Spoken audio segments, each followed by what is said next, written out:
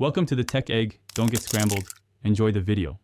Bring 2 cups, 500 ml of water to a rolling boil in a small pot, then lower heat to maintain a vigorous simmer while you prepare ingredients.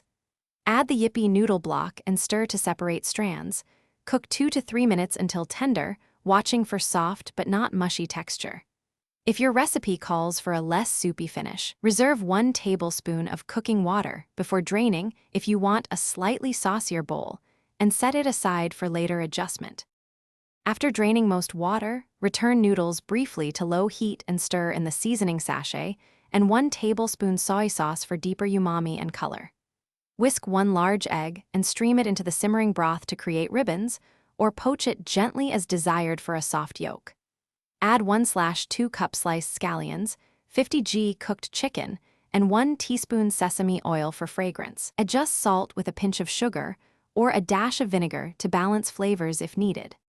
Finish by arranging toppings carefully. Lift noodles with tongs into a bowl, pour broth over them to 3/4 full so toppings stay visible and the temperature is optimal.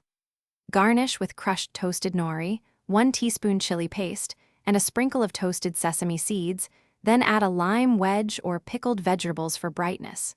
Serve immediately in a preheated bowl to keep heat.